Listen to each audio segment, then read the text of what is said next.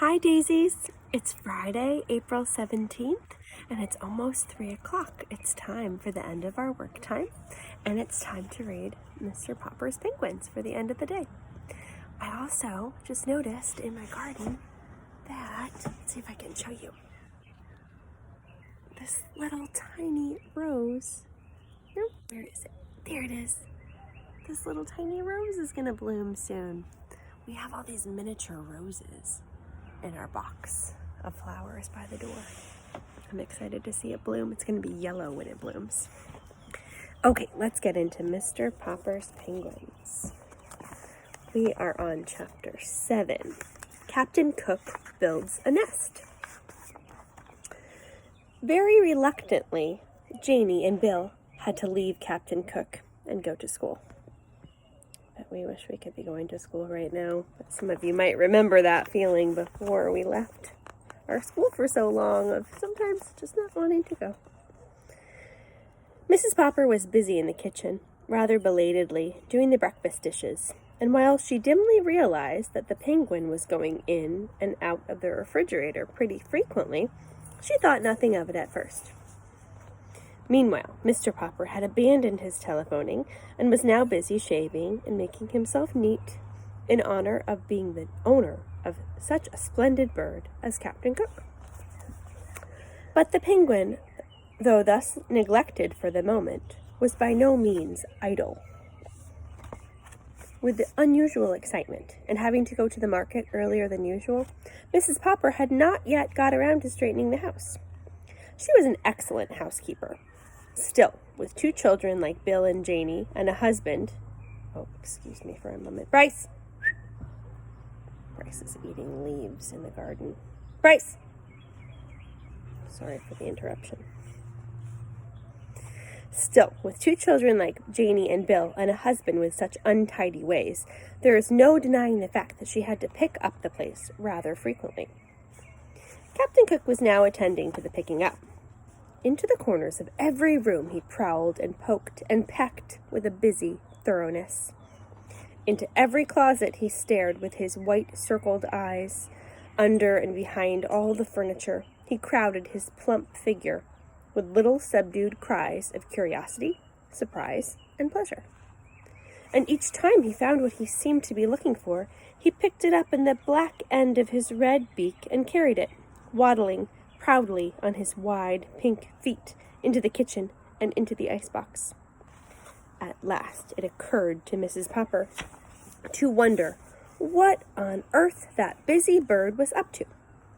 When she looked, she could only scream to Mr. Popper to come quickly and see what Captain Cook had done now. Mr. Popper himself, looking rather remarkable, as Mrs. Popper noticed later, joined her in staring with astonishment into the refrigerator. Captain Cook came up, too, and helped them look. "Ork! Ork!" he cried with triumph. Mrs. Popper laughed, and Mr. Popper gasped when they saw the results of Captain Cook's trips through the house. 2 spools of thread, 1 white chess bishop, and 6 parts of a jigsaw puzzle, a teaspoon and a closed box of safety matches, a radish, 2 pennies, a nickel, and a golf ball, 2 pencil stubs, 1 bent playing card, and a small ashtray. There's a picture of Captain Cook collecting items.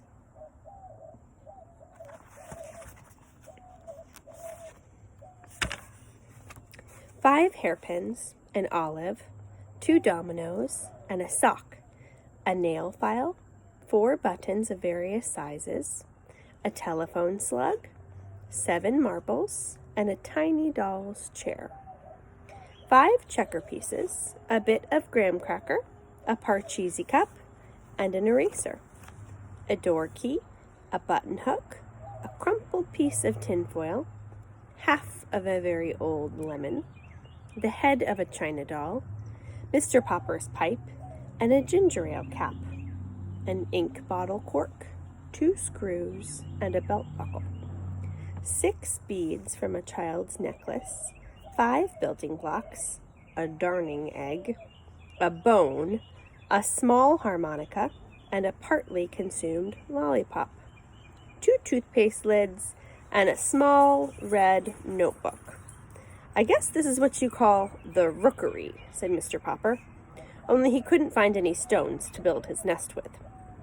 "Well," said Mrs. Popper, "those penguins may have heathen ways at the South Pole, but I declare I think this one is going to be quite a help around the house."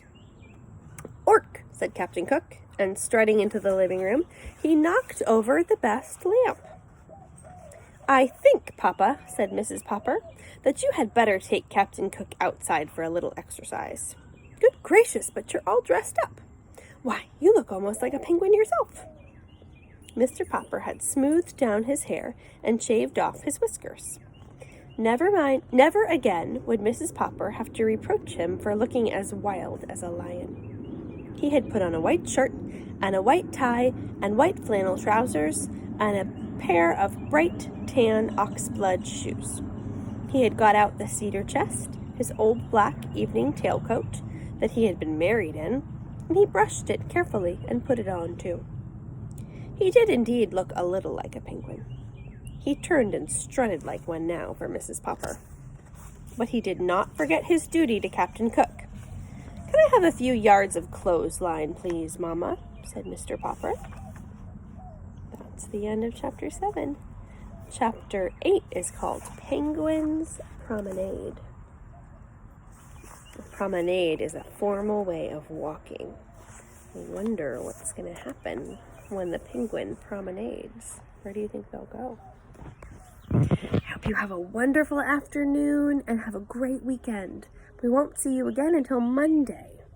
Have fun this weekend and stay dry. It's supposed to rain. Or go outside and get wet and play in the puddles. That's fun too. Bye, everybody.